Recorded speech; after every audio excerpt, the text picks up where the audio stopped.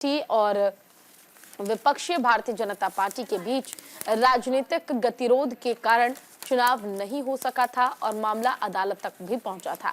लेकिन फिलहाल जिस तरह से इस मामले में अपडेट आया, फिलहाल बीजेपी ने जरूर मोर्चा मारा है, लेकिन अभी भी इस मामले में जो है एमसीडी चुनाव को लेकर जो विवाद हुआ था वो इसलिए थमा नहीं है क्योंकि राजनीतिक तौर पर फायदा पहुंचाने का जिक्र जो है, बात जो है वो लगातार की जा रही है।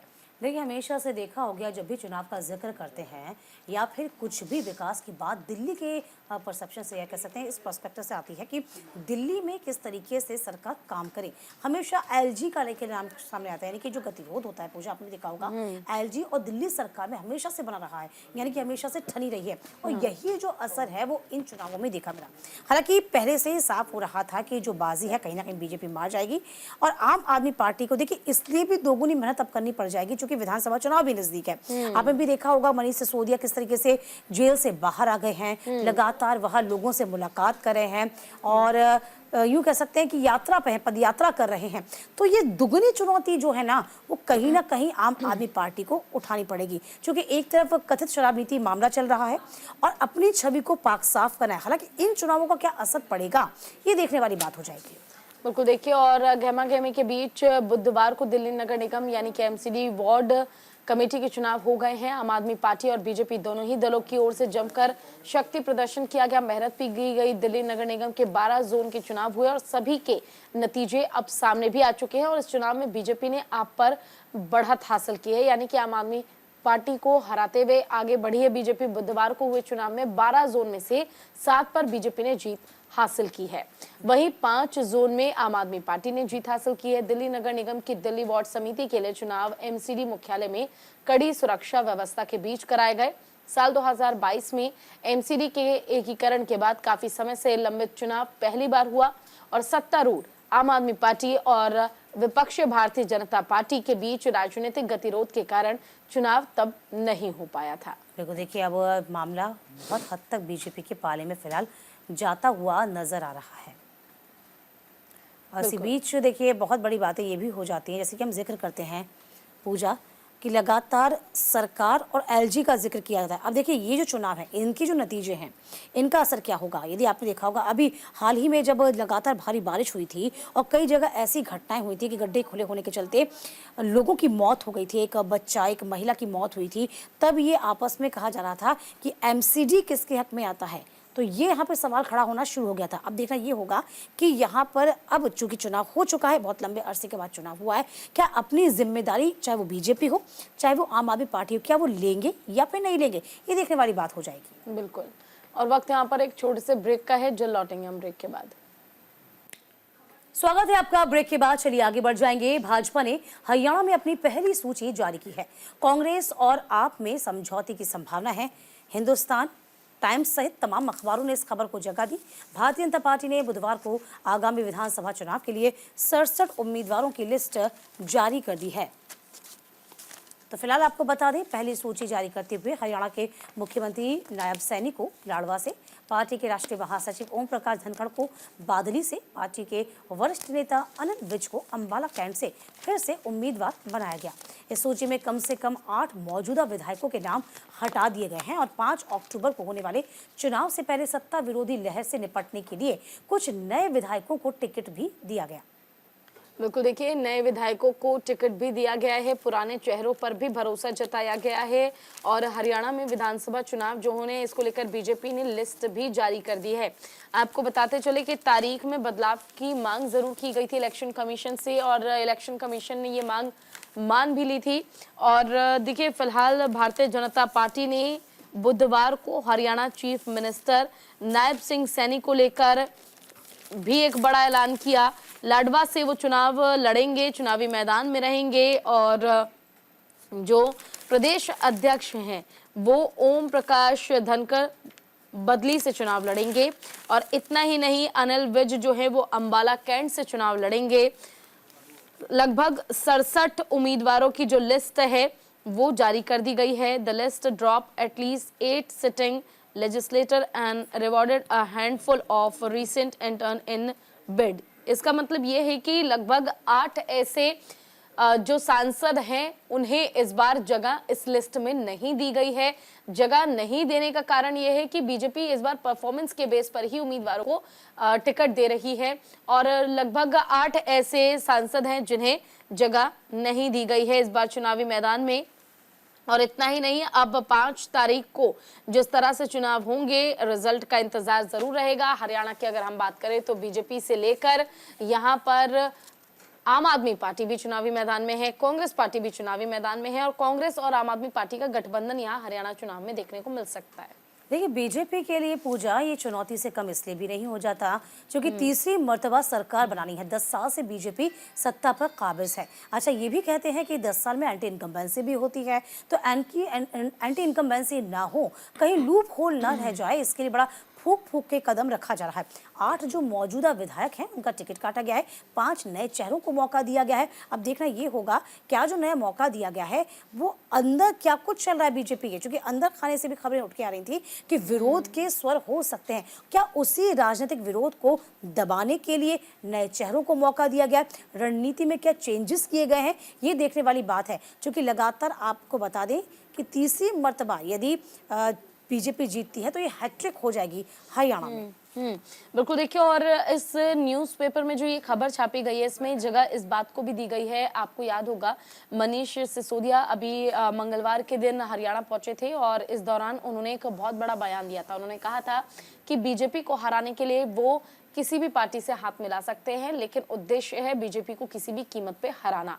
और ऐसे में आम आदमी पार्टी ने साफ ऐलान किया है कि अगर हरियाणा में जरूरत पड़ी तो कांग्रेस और आम आदमी पार्टी दोनों साथ मिलकर सीटों का समीकरण तय करेंगे और यहाँ भी दिल्ली की तरह ही एक गठबंधन जो है वो नजर आ सकता है आम आदमी पार्टी का और कांग्रेस पार्टी का। फिलहाल ये तय नहीं हुआ है कि आम आदमी पार्टी से कितने उम्मीदवार होंगे, कांग्रेस पार्टी से कितने उम्मीदवार होंगे, किन के उम्मीदवार ज्यादा होंगे या फिर किनको इस बार मौका दिया जाएगा। लेकिन ये जरूर स्पष्ट कर दिया है मनीष सिसोदिया ने कि चुनावी मैदान में, चुनावी इस रण में बीजेपी को हराने के लिए आम आदमी पार्टी से लेकर कांग्रेस पार्टी यानी कि विपक्षी दल तैयार है। देखिए, लगभग जो पेज है वो सीटों के शेयरिंग पर ही फंसा हुआ है। यहाँ पर 7-10 की बात की जा रही है, कांग्रेस रजामंदी दे रही है 7 के लिए, यहाँ 10 की बात आम आदमी पार्टी की ओर से की जा रही है। तो फ्लैशबैक में जाएंगे तो आप ये देख पाएंगे लोकसभा चुनाव के मद्देनजर जब लोकसभा चुनाव हुए थे, एक सीट आम आदमी पार्टी को दी गई थी कांग्रेस की ओर से, INDIA गठबंधन की ओर से। तब वो एक कुरुक्षेत्र की सीट भी आम आदमी पार्टी नहीं जीत पाई थी। हालांकि सिनेरियो लोकसभा और विधानसभा चुनाव का बहुत बदल जाता है।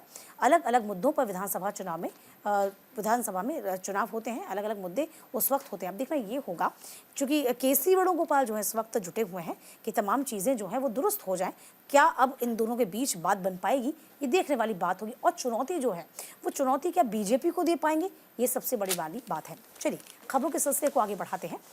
जम्मू कश्मीर में राहुल ने राज्य का दर्जा बहाल करने का संकल्प लिया है। कहा, आत्मसम्मान सबसे महत्वपूर्ण है। हिंदुस्तान टाइम्स ने इस खबर को जगह दी है। तो कांग्रेस नेता राहुल गांधी ने बुधवार को तमाम बड़ी बातें कही हैं। तो देखिए, फिलहाल ये इस वक्त की बड़ी और अहम जानकारी है। कांग्रेस नेता राहुल गांधी ने बुधवार को जम्मू कश्मीर का राज्य का दर्जा बहाल करने के अपने वादे को दोहराया है। स्थानीय लोगों के आत्मसम्मान की बात की और चुनाव केंद्र शासित प्रदेश में अपनी पहली चुनावी रैली में भारतीय जनता पार्टी पर हमला बोला। देखिए, तमाम बड़ी बातें बोली हैं in Jammu Kashmir Rahul vows to the statehood स्वेस इट्स सेल्फ रिस्पेक्ट की। देखिए, तमाम बड़ी बातें कहती उन्होंने कहा है कि देखिए यहाँ पर एक विशेष राज्य के दर्जे की मांग पहले भी कही जा रही थी कि यदि हम सत्ता में आएंगे, कांग्रेस ने पहले भी कहा था यदि हम सत्ता में आएंगे तो विशेष राज्य के दर्जे की बात जो है हम जम्मू कश्मीर में करेंगे। हालांकि चुनावी शंखनाद जो है जम्मू कश्मीर में एक बार फिर से कांग्रेस की ओर से शुरू किया गया और बहुत लंबे अरसे के बाद कह सकते हैं कि PDP के साथ वे नजर आए हैं। क्षेत्रीय पार्टी के साथ तो समझौता कर लिया गया है, लेकिन इसका कितना फायदा होगा ये देखने वाली बात होगी। पूजा, बिल्कुल। देखिए, और लोकसभा में विपक्ष के नेता ने 2 रैलियों को संबोधित किया। पहले जम्मू के बनिहाल निर्वाचन क्षेत्र के संगलदान में और दूसरी दक्षिण कश्मीर के अनंतनाग के डूरू में। दोनों ही सीटों पर 18 सितंबर को पहले चरण के चुनाव में मतदान होने हैं। गांधी ने कहा कि जम्मू कश्मीर का राज्य का दर्जा बहाल करना न केवल कांग्रेस पार्टी या फिर भारत ब्लॉक की बल्कि देश के हर नागरिक की जिम्मेदारी है। साथ ही उन्होंने कहा कि उनकी पार्टी चाहती थी कि विधानसभा चुनाव से पहले राज्य का जो दर्जा है वो बहाल हो जाए, लेकिन बीजेपी चुनाव के बाद ऐसा करना चाहती थी। देखिए, अब सवाल ये होता है, जो कि हमने देखा है कि लंबे अरसे के बाद, चूंकि लगभग 10 साल के बाद यहाँ पर चुनाव होने हैं और आबो हवा जो है इस वक्त धारा 370 के हटने के बाद से काफ़ी बदल गई है घाटी की। अब देखना ये होगा कि समर्थन किसको मिल पाएगा, जो कि बीजेपी को मिलेगा या फिर आपको बता दें कि कांग्रेस और पीडीपी को मिलेगा। यदि हम देखते हैं कि जो अलगाववादी नेता हैं उनकी यदि हम जिक्र करते हैं तो काफ़ी दाव जो है बीजेपी ने उन नेताओं पर भी खेला है, उनको भी टिकट दिया जा सकता है और यहीं पे माहौल जो है वो थोड़ा अलग फिजा बह सकती है। देखने वाली बात ये होगी कि चुनौतियां सभी पार्टियों के लिए बनी हुई है, स्पेशली जो नेशनल पार्टीज हैं, चाहे वो कांग्रेस हो चाहे वो बीजेपी हो, इनके लिए और इन तमाम पार्टियों के लिए त्रिशंकु का काम कहीं ना कहीं वहाँ के क्षेत्रीय दल जरूर करेंगे। ये देखने वाली बात होगी।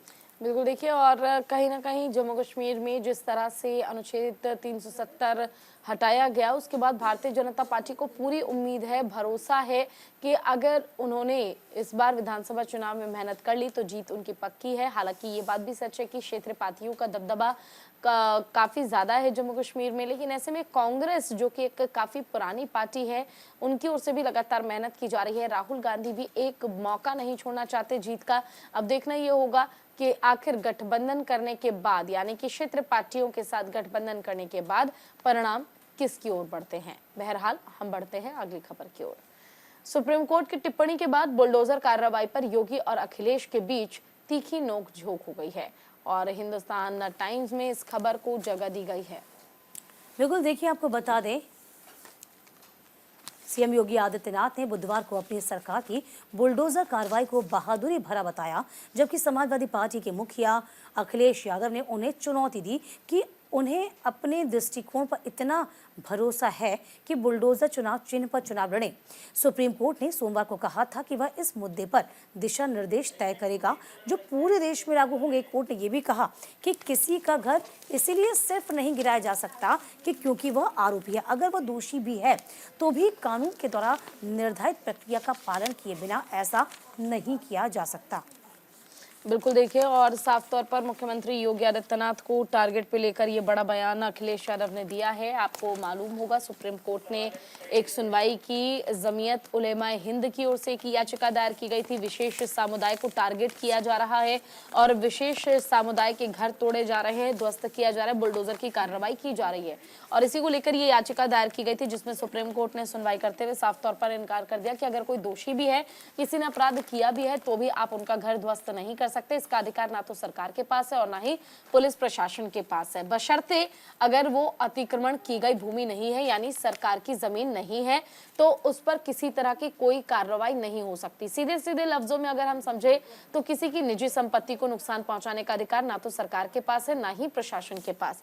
और इसी को लेकर अखिलेश यादव ने तंज कसा। अखिलेश यादव ने कहा कि अगर योगी आदित्यनाथ को इतना भरोसा ही है अपने बुलडोजर पर, तो वो आखिर बुलडोजर के चिन्ह पर ही चुनाव क्यों नहीं लड़ लेते। इतना ही नहीं, उत्तर प्रदेश के चीफ मिनिस्टर योगी आदित्यनाथ ने बुधवार को डिफेंडेड गवर्नमेंट को कहा कि बुलडोजर एक्शन पर अगर आप इतने ही सख्त हैं तो आपको एक बार फिर से विचार करना चाहिए। देखिए, साफ तौर पे आपको बता दें, जब ये पूरा मसला चल रहा था, उलेमाए हिंद ने ये पूरा मामला कोर्ट में उठाया था। कोर्ट ने कहा था कि आप कहीं ना कहीं इस तरह कार्रवाई पे सोचिए, लेकिन यहाँ पर सरकार की ओर से साफ तौर पे कहा गया कि जिस तरीके से ये कार्रवाई की जाती है सोच समझ के की जाती है और कानून को लेकर ही की जाती है, उसी के मद्देनजर की जाती है। सरकारी जमीनों पर अतिक्रमण किया गया है, इसीलिए ये कार्रवाई की जाती है। फिलहाल वक्त छोटे से ब्रेक का हुआ है, कहीं मत जाइएगा, फौरन लौटेंगे।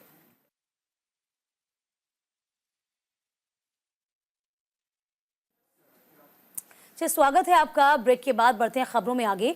उपराज्यपाल की शक्तियां और बड़ी हैं, दैनिक जागरण ने इस खबर को जगह दी। राष्ट्रपति द्रौपदी मुर्मू ने दिल्ली के उपराज्यपाल एलजी की शक्तियां और बढ़ा दी हैं। अब एलजी राजधानी में अथॉरिटी, बोर्ड, कमीशन या फिर वैधानिक निकाय का गठन कर पाएंगे। इसके अलावा वे इन सभी बॉडीज में मेंबर्स की नियुक्ति भी कर सकेंगे। इसके पहले ये अधिकार दिल्ली सरकार के पास था। गृह मंत्रालय ने मंगलवार को 3 सितंबर देर रात एलजी की शक्तियां बढ़ाने से नोटिफिकेशन जारी किया। मंत्रालय ने बताया कि ये फैसला राष्ट्रीय राजधानी क्षेत्र दिल्ली सरकार अधिनियम 1991 के तहत लिया गया है। तो फिलहाल केंद्र सरकार के हस्तक्षेप के बाद दिल्ली नगर निगम एमसीडी की 12 वार्ड समितियों के चुनाव आज ही संपन्न हुए। देखिए, आपको बता दें कि उपराज्यपाल वीके सक्सेना के निर्देश पर एमसीडी के आयुक्त अश्विनी कुमार ने सभी वार्ड समितियों के चुनाव कराने के लिए पीठासीन अधिकारी नियुक्त कर दिए थे। उन्होंने एमसीडी के सभी जोन के उपायुक्तों को पीठासीन अधिकारी बनाया। देखिए, आपको बता दें एक बार फिर से ये कहीं ना कहीं बुरी खबर है सरकार के लिए, दिल्ली सरकार के लिए। एक बार फिर से जो अधिकार हैं उनमें इजाफा कर दिया गया है। बिल्कुल देखिए, और इसके लिए नोटिफिकेशन इन चुनावों से पहले ही जाहिर कर दिया गया था। और इसी को लेकर अब देखिए, आपको ये भी बता दें कि शक्तियां किन किन क्षेत्रों में बढ़ा दी गई हैं, ये आप समझिए। शक्तियां बढ़ाई गई हैं उपराज्यपाल की। एलजी की शक्तियां अब राजधानी में अथॉरिटी में होंगी, बोर्ड कमीशन में होंगी या फिर विधायी निकाय में उनका गठन कर पाएंगे। इसके अलावा इन बॉडीज में हस्तक्षेप वो कर ही सकती हैं। मेयर्स की नियुक्ति भी वे कर पाएंगे। इसके पहले जो अधिकार था वो दिल्ली सरकार के पास था। गृह मंत्रालय ने 3 सितंबर यानी कि 3 सितंबर को देर रात एलजी की शक्तियां बढ़ाने से जुड़ा ये नोटिफिकेशन जारी किया था। मंत्रालय ने बताया कि ये फैसला राष्ट्रीय राजधानी क्षेत्र दिल्ली सरकार अधिनियम 1991 के तहत दिया गया। केंद्र सरकार के हस्तक्षेप के बाद दिल्ली नगर निगम की 12 वार्ड समितियों की ही चुनाव आज ही यानी कि कल संपन्न हो चुके हैं। उपराज्यपाल वीके सक्सेना के निर्देश पर एमसीडी के आयुक्त अश्विनी कुमार ने सभी वार्ड समितियों के चुनाव कराने के लिए पीठासीन अधिकारी नियुक्त कर दिए। उन्होंने एमसीडी के सभी जोन के उपायुक्तों को पीठासीन अधिकारी भी बनाया। चले खबरों में बढ़ेंगे आगे। आरजीकर अस्पताल के अधिकारियों के पास विदेशी नंबर से आए थे फोन। दैनिक जागरण ने इस खबर को तरजीह दी है। तो देखिए, आरजीकर अस्पताल में ट्रेनी डॉक्टर के साथ रेप और हत्या मामले में एक के बाद एक नए खुलासे हो रहे हैं। आरजीकर के चुनिंदा अधिकारियों और डॉक्टरों को एक विदेशी मोबाइल नंबर से कॉल आया था। 19 अगस्त की सुबह कोलकाता में कर मेडिकल कॉलेज और अस्पताल एक महिला डॉक्टर के साथ यहां 9 तारीख को बलात्कार किया गया, उसके बाद हत्या कर दी गई और इसी मामले की जांच की जा रही है सीबीआई की ओर से। देखिए, आपको बता दें यहाँ पर आरजीकर अस्पताल के अधिकारियों के पास विदेश नंबर से फोन आए थे। ये बड़ी बात है, बड़ी जानकारी। अधिकारियों में पूर्व प्रिंसिपल संदीप घोष के करीबी डॉक्टर भी शामिल हैं। सीबीआई के अधिकारियों ने पूछताछ की है डॉक्टर से। तो कोलकाता के आरजीकर मेडिकल कॉलेज अस्पताल में 9 अगस्त की सुबह चुनिंदा अधिकारियों और डॉक्टरों को विदेशी नंबर से फोन आए थे। फोन सीबीआई की जांच के दायरे में है। इसी दिन महिला डॉक्टर के साथ दुष्कर्म हुआ, उनके साथ हत्या की वारदात को अंजाम दिया गया। बताया क्या जा रहा है, देखिए आपको बता दें, विदेशी सिम से अस्पताल के पूर्व प्रिंसिपल डॉक्टर संदीप घोष के करीबी अधिकारियों और डॉक्टर्स के पास से फोन कॉल आए थे। किसके फोन थे, क्या कुछ बातचीत हुई थी, ये अब जानकारी जुटाई जा रही है। सूत्रों ने बताया है कि केंद्रीय एजेंसी ने अस्पताल के उन अधिकारियों डॉक्टरों की कॉल लिस्ट को ट्रैक किया जो कि शव बरामद होने के बाद मौके पर मौजूद थे। एजेंसी अस्पताल के उन अधिकारियों डॉक्टरों से पूछताछ करी है। जांच अधिकारी बातचीत के विषय का पता लगाने की कोशिश कर रहे हैं। सीबीआई के अधिकारियों को संदेह है कि कॉल करने के लिए इस्तेमाल किया गया विदेशी नंबर प्रीपेड सिम कार्ड है, जिसके मालिक और विवरण का पता लगाने की प्रक्रिया जारी है। तो फिलहाल देखिए, ये बड़ी बात है। आरजीकर मेडिकल कॉलेज पहले भी आपको बता दें कि संदेह के घेरे में था और अब चूंकि फोन कॉल का अब संबंध विदेश से आ गया है, अब यहाँ पर जांच अलग दिशा में आगे बढ़ेगी। बिल्कुल देखिए, और उसी दिन सुबह अस्पताल के सेमिनार हॉल में जूनियर डॉक्टर का शव मिला था, जिस मामले में जांच की जा रही है। सूत्रों के मुताबिक केंद्रीय एजेंसी के अधिकारियों ने अस्पताल के उन अधिकारियों और डॉक्टरों की कॉल सूची को तैयार किया, ट्रैक किया, जो शव की बरामदगी के बाद कथित अपराध स्थल पर मौजूद थे, यानी कि डॉक्टर के आसपास मौजूद थे। उनमें से कुछ ही कॉल सूची में विदेशी मोबाइल नंबर से आने वाले इनकमिंग कॉल दिखाई दे रही है। सीबीआई अधिकारियों को संदेह है कि कॉल करने के लिए इस्तेमाल किया गया विदेशी नंबर एक प्रीपेड और रिचार्जेबल सिम कार्ड है, जिसके मालिक और विवरण का पता लगाया जा रहा है और जल्द ही समस्या का निराकरण किया जाएगा। लेकिन ऐसे में बड़ा सवाल ये उठता है कि आरजीकर मेडिकल कॉलेज में एक ट्रेनी डॉक्टर जिसके साथ रेप के बाद हत्या कर दी जाती है, इस मामले में जांच की उम्मीद की जा रही है। लेकिन जांच के बीच लगातार कई ऐसे खुलासे हो रहे हैं जिसका सोल्यूशन ढूंढ पाना पुलिस के लिए भी बहुत मुश्किल हो रहा है। जैसे कि इस मामले में जिसमें रेप और हत्या की गई। आखिर अचानक से इसमें विदेशी मोड़ कहां से आ गया? विदेशी नंबर, जिससे आसपास मौजूद कई लोगों के पास कॉल आता है। कॉल आने के बाद उन लोगों के कॉल्स को ट्रैक किया जाता है। अभी तक ये नहीं पता चल पाया कि आखिर सिम कार्ड किसके नाम पे है, लेकिन पुलिस जांच जरूर कर रही है। लेकिन एक बार फिर से बड़ा सवाल ये उठता है कि आखिर उस विदेशी नंबर से अगर कॉल आनी भी थी तो किसी एक शख्स को आती, लेकिन कई लोगों के पास उसी सेम नंबर से कॉल आया, तो आखिर उस विदेशी शख्स के पास डॉक्टर्स का डेटा कैसे पहुंचा? देखिए, पहले भी आपको बता रहे हैं आरजी का मेडिकल कॉलेज सवालों के घेरे में है, क्योंकि ये भी कहा गया था कि पहले तमाम यदि खबरों को उठा के देखें तो पाएंगे कि यहाँ पर जो ऑर्गन्स हैं उनकी भी यहाँ पर सप्लाई की बात की गई थी, अवैध तरीके से उनकी सप्लाई होती है, ऐसी तमाम बड़ी खबरें सामने आई थी। और यदि आपको याद होगा कि जब इस ट्रेनी डॉक्टर की हत्या कर दी गई थी, उसके 2 दिन बाद ही 5 से 7 हज़ार लोगों की भीड़ अस्पताल में उमड़ी थी। कहा यह भी गया था, अब ये भी सुना गया था कि सुप्रीम कोर्ट ने भी कड़ी फटकार जो पूर्व प्रिंसिपल है उसको लगाई थी कि आपने कैसे कह दिया कि हत्या नहीं आत्महत्या थी। दूसरी बात, सबूतों को कैसे मिटाने की कोशिश की गई, यहाँ पर यह भी फटकार लगाई गई थी। इसके बाद 3 से 4 घंटे के बाद उस डॉक्टर के माता पिता से, यानी कि शव भी नहीं देखने दिया जा रहा था उसके माता पिता को। ये तमाम सवाल थे जो कि संदेह अपने आप में पैदा करते हैं। चलिए आगे बढ़ जाएंगे खबरों में। पेरिस पैरा ओलंपिक में हरविंदर और धर्मवीर को सोना, सचिन और प्रणब की चांदी देखने को मिली। देखिए, अमर उजाला ने इस खबर को जगह दी। पेरिस पैरालंपिक में भारतीय जो एथलीट्स हैं उन्होंने कमाल का जलवा दिखाया है। देर रात देश को क्लब थ्रो में दोहरी खुशी मिली है। इस इवेंट में गोल्डन और सिल्वर दोनों ही भारत की झोली में आ गए। भारत के लिए धर्मवीर ने 34.92 मीटर थ्रो के साथ स्वर्ण पदक जीता, तो प्रणब सुरमा ने 34.59 के सर्वश्रेष्ठ थ्रो के सिल्वर मेडल को अपने नाम किया। बिल्कुल, देखिए, हरविंदर को सोना, सचिन की चांदी, देश के 22 पदक नाम हो चुके हैं। आपको बता दें कि पेरिस और पैरा ओलंपिक में तीरंदाजी में हरविंदर ने 6-0 से जीत दर्ज की। पदकों के लिहाज से भारत का सर्वश्रेष्ठ प्रदर्शन रहा है। तीरंदाज हरविंदर सिंह ने इतिहास रचते हुए पेरिस पैरालंपिक में बुधवार को स्वर्ण पदक जीत लिया है, यानी कि गोल्ड मेडल जीता है। वहीं विश्व चैंपियन सचिन सर्जेराव खिलाड़ी ने शॉटपुट में रजत पदक पर कब्जा जमाया है। इसके साथ ही पैरालंपिक में देश के कुल पदकों की जो संख्या है वो 22 हो गई है। इसमें 4 स्वर्ण, 8 रजत और 10 कांस्य पदक शामिल हैं। टोक्यो पैरालंपिक के कांस्य पदक विजेता तीरंदाज हरविंदर सिंह तीरंदाजी के ओपन रिकवर के फाइनल में पोलैंड के लुकास जिसके साथ उन्होंने खेला मैच और 6-0 से उसे हराकर स्वर्ण पदक अपने नाम किया। हरविंदर पैरालंपिक में स्वर्ण जीतने वाले देश के पहले पैरा तीरंदाज बन गए हैं। पदकों के लिहाज से पैरालंपिक में ये सर्वश्रेष्ठ प्रदर्शन है और टोक्यो में भारत ने 5 स्वर्ण समेत 19 पदक जीते हैं। पीएम नरेंद्र मोदी ने देश को साथ ही सर्वाधिक पदक मिलने पर बधाई भी दी है। वाकई में पैरालंपिक में अपने बेहतर प्रदर्शन करते हुए 24वां जो मेडल है वो हासिल किया है। तो भारत अब 5 गोल्ड जीत चुका है, 9 सिल्वर मेडल और 10 ब्रॉन्ज के साथ मेडल टैली की यदि हम बात कर लेते हैं तो 13वें स्थान पर भारत पहुंच गया है, जो कि वाकई में हमें गौरवान्वित करता है। पेरिस पैरालंपिक में 30 दिन भी मेडल की झड़ी लगी है।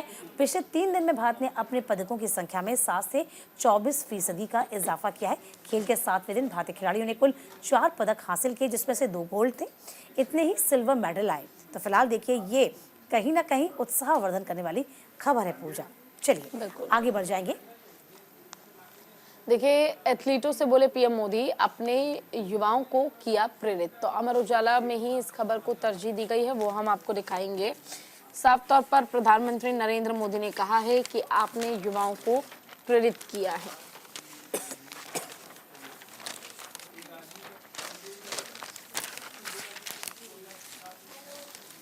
तो देखिए, आपको बता दें, पीएम नरेंद्र मोदी ने पैरालंपिक खेलों में पदक जीतने वाले अजीत सिंह यादव, सुंदर सिंह गुर्जर, शरद कुमार, मरियप्पन थांगावेलू और दीप्ति जीवनजी से फोन पर बातचीत की है। तो फिलहाल देखिए, युवाओं को प्रेरित किया, उनका उत्साहवर्धन करते खुद प्रधानमंत्री नरेंद्र मोदी नजर आए हैं।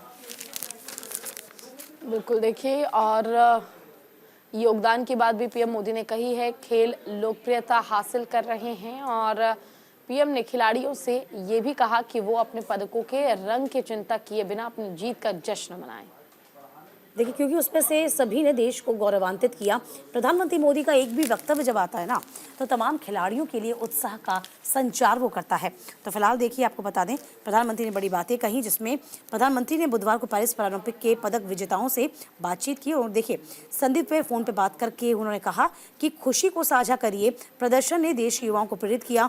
ये भी कहा खिलाड़ियों का योगदान है जो विभिन्न खेलों को लोकप्रियता हासिल करने में और मदद करेगा।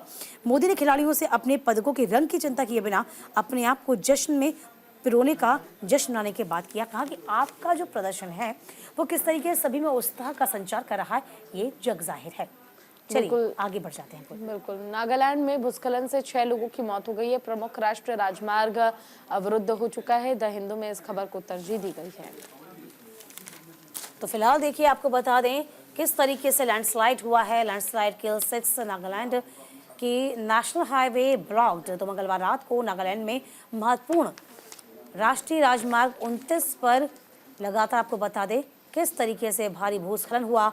6 लोगों की मौत हुई, 4 अन्य लोग घायल हुए। सबसे अधिक नुकसान हुआ वो चुमौकेदिमा जिले के फैरिमा और पगला पहाड़ इलाकों में हुआ था। और अन्य स्थानों पर भूस्खलन और मिट्टी के धंसने से राजमार्ग के कुछ हिस्से या तो अवरुद्ध हो गए या तो बह गए, जिससे असम की सीमा पर स्थित नागालैंड के वाणिज्यिक केंद्र दीमापुर और राज्य की राजधानी कोहिमा के बीच सड़क संपर्क टूट गया। ये राजमार्ग नागालैंड के अलावा मणिपुर के लिए भी जीवन रेखा है। नागालैंड राज्य आपदा प्रबंधन प्राधिकरण के एक अधिकारी ने कहा कि 6 मृतकों में से 2 यात्री थे, 1 दुकानदार था और 1 सड़क किनारे भोजनालय में काम करने वाला व्यक्ति था। उन्होंने कहा कि 2 अन्य के बारे में जानकारी फिलहाल जुटाई जा रही है। देखिए, फिलहाल देखिए, ये बड़ी बात है क्योंकि लगातार मौसम जो है वो खराब बना हुआ है। आंध्र प्रदेश का जिक्र कर लीजिए, तमिलनाडु का जिक्र कर लीजिए, पूर्वोत्तर राज्यों का जिक्र कर लीजिए, या फिर हम गुजरात की बात करते हैं तो मौसम जो है वो लगातार खराब बना हुआ है। हालांकि देखिए, मौसम विभाग का कहना है कि आगने वाले कुछ दिनों तक हालात ऐसे ही रहेंगे। इसीलिए देखिए, जो जलस्तर है, यदि हम गुजरात का जिक्र करते हैं तो जलस्तर लगातार बढ़ा हुआ है। पूर्वोत्तर राज्यों में यदि हम देखें तो आप मणिपुर में देख लीजिए किस तरीके से जो पहाड़ हैं, दरख्त हैं, क्योंकि पहाड़ों में इस कदर पानी भर जाता है कि पहाड़ फिर टूट टूट कर नीचे गिरते हैं, बड़े बड़े बोल्डर गिरते हैं। ये वाकई में बहुत दुखद है, जिसमें आम जनजीवन प्रभावित होता है, लोगों को अपनी जान से हाथ धोना पड़ता है। बिल्कुल, देखिए 6 लोगों की मौत हो गई है, 4 लोग अभी भी घायल बताए जा रहे हैं। रेस्क्यू ऑपरेशन लगातार चलाया जा रहा है ताकि लोगों को ढूंढा जा सके। कोहिमा से ये जानकारी है जहां पर लैंडस्लाइड हुआ। लैंडस्लाइड के कारण यानी भूस्खलन के कारण 6 लोगों की जान चली गई है। 6 people died and 4 others were injured in a series of landslide triggered by intense rainfall along the Crikal National Highway 29 in Nagaland on Tuesday. तो देखिए, नागालैंड में नेशनल हाईवे 29 पर अचानक से लगातार हो रहे बारिश के कारण भूस्खलन हुआ और भूस्खलन में जो 6 लोग थे उनकी जान चली गई और 4 लोग अभी भी घायल बताए जा रहे हैं। फिलहाल जो लोग जिनकी जान गई है उनकी तलाश की जा रही है और जल्द उनका पता लगाया जा रहा है। चले, खबरों में हम बढ़ेंगे आगे और रुक करेंगे अगली खबर का। राजस्थान सरकार ने राज्य पुलिस बल में महिलाओं के लिए 33% कोटे को मंजूरी दे दी है। द हिंदू में इस खबर को तरजीह दी गई है। देखिए, राजस्थान में भारतीय जनता पार्टी सरकार ने बुधवार को राज्य पुलिस अधीनस्थ सेवा अधिनियम में संशोधन करने की बात कही है। बिल्कुल, देखिए, और 33% महिलाओं के लिए आरक्षण को मंजूरी दे दी है राजस्थान सरकार ने। राज्य मंत्रिमंडल ने यहां आयोजित अपनी बैठक में ये निर्णय लिया, जिसमें बीजेपी द्वारा 2023 के विधानसभा चुनाव के लिए अपने घोषणा पत्र में महिलाओं का प्रतिनिधित्व बढ़ाने के वादे को पूरा किया गया। मुख्यमंत्री भजनलाल शर्मा ने मंत्रिमंडल की बैठक की अध्यक्षता की। बैठक के बाद उप मुख्यमंत्री प्रेमचंद बैरवा और संसदीय कार्य मंत्री जोगाराम पटेल ने कहा कि इससे पुलिस महिलाओं से जुड़े मामलों को अधिक संवेदनशीलता के साथ काम कर सकेगी। देखिए, इस निर्णय से कहीं ना कहीं आपको बता दें, महिलाओं का उत्साह वर्धन होगा, महिलाओं को रोजगार के अधिक अवसर प्राप्त होंगे। तो फिलहाल देखिए, Rajasthan governments okay 33% quota for the women in state police force, the Bharatiya Janata Party government in the Rajasthan on the Wednesday approved 33% reservation for the women in the police force by the deciding to the amend the state policy सब coordinate service rules 1989। तो फिलहाल देखिए मोर sensitivity, इसका मकसद था कि और भी ज़्यादा सेंसिटिविटी यानी कि संवेदनशीलता होगी यदि जो महिलाएं हैं वो पुलिस महकमे से ज़्यादा जुड़ेंगी। और ये पहले से ही आपको बता दें कि ऐलान किया गया था, इस पर मुहर अब लगाई गई है जिससे महिलाओं को रोजगार के अवसर मिलेंगे, उनको आत्मसम्मान के तहत यूँ कह सकते हैं महिलाओं का जो आत्मसम्मान है उसमें बढ़ोतरी होगी। और कहीं ना कहीं ये अवसर आज के परिप्रेक्ष्य में बहुत ज़रूरी हो जाता है। चलिए आगे बढ़ जाते हैं। अमन के रास्ते पर बढ़ा है त्रिपुरा, 2 उग्रवादी समूहों से शांति समझौता हुआ है। अमर उजाला ने इस खबर को जगह दी। एक बड़ी पहल की तहत ये एक बड़ी खबर मानी जाएगी, जो कि लगातार आपको बता दें भारत सरकार, त्रिपुरा सरकार और 2 प्रमुख उग्रवादी समूहों के बीच एक शांति समझौता हुआ, जो कि वाकई में बहुत अच्छी खबर है। इसके तहत national liberation front of Tripura और ऑल त्रिपुरा टाइगर्स फोर्स ने इस बात को कहा है। और देखिए कहीं ना कहीं ये एक अच्छी खबर भी मानी जा रही है। तो ऑल त्रिपुरा टाइगर्स फोर्स के 10 उग्रवादियों ने सरेंडर किया, अपने हथियार छोड़े। ये समझौता एक गृह मंत्री अमित शाह की मौजूदगी में हुआ। हमने इसे ऐतिहासिक और विकसित उत्तर पूर्व की राह में अहम बताया है। गृह मंत्री ने कहा कि 328 से अधिक सशस्त्र कैडर मुख्य धारा में शामिल होंगे। तो देखिए लंबे अरसे तक आपको बता दें त्रिपुरा जो है वो हिंसा की आग में झुलस रहा था। मैतई और कुकई समुदाय में किस तरीके से जो अशांति थी वो बनी हुई, और उस अशांति के बीच ये खबर राहत बन के सामने आई। बिल्कुल देखिए, और अमन के रास्ते पर बढ़ा त्रिपुरा, 2 उग्रवादी समूह से शांति समझौता हो चुका है।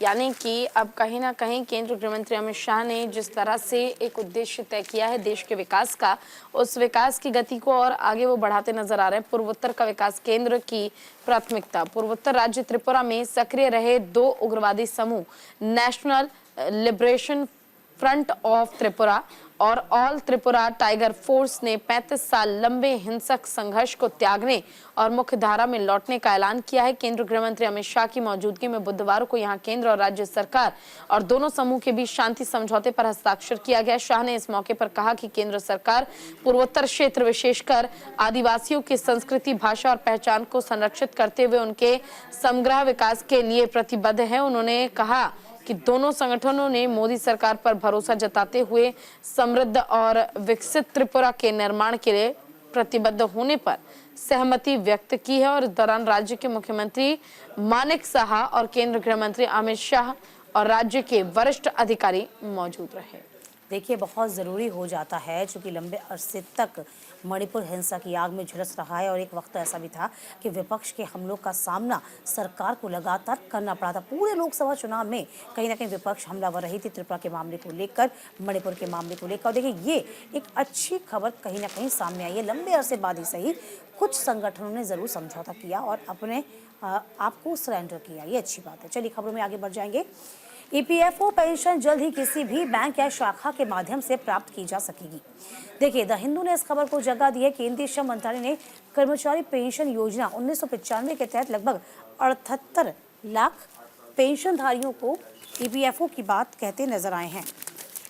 बिल्कुल देखिए, कर्मचारी पेंशन योजना 1995 के तहत लगभग 18 लाख पेंशन भोगियों के लिए केंद्रीकृत पेंशन भुगतान प्रणाली यानी कि सीपीपीएस के प्रस्ताव को मंजूरी दे दी गई है। नई प्रणाली देश भर में किसी भी बैंक, किसी भी शाखा के माध्यम से पेंशन वितरण को सक्षम बनाती है। केंद्रीय श्रम और रोजगार मंत्री और कर्मचारी भविष्य निधि संगठन यानी कि ईपीएफओ के केंद्रीय न्यासी बोर्ड के अध्यक्ष मनसुख मंडाविया ने कहा कि सीपीपीएस की मंजूरी ईपीएफओ की आधुनिकीकरण के एक महत्वपूर्ण मील का पत्थर साबित है। उन्होंने कहा कि पेंशन भोगियों को देश में कहीं भी, किसी भी बैंक, किसी भी शाखा से अपनी पेंशन प्राप्त करने में सक्षम बनाकर ये पहल पेंशन भोगियों के सामने लंबे समय से चली आ रही चुनौतियों का समाधान करेगी।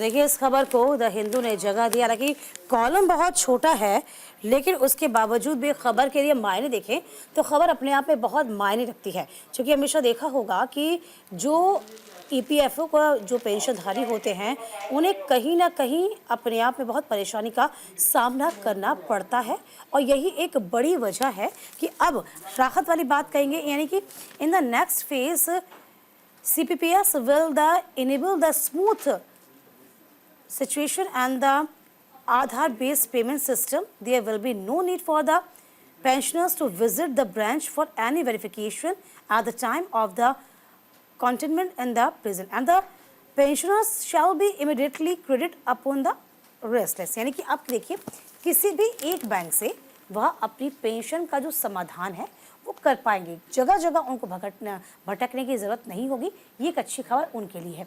चलिए खबरों में आगे बढ़ते हुए बात होगी गणेश उत्सव की। गणेश उत्सव के लिए दर्जनों जगहों पर अब पंडाल सज गए हैं। अमर उजाला ने इस खबर को जगह दी।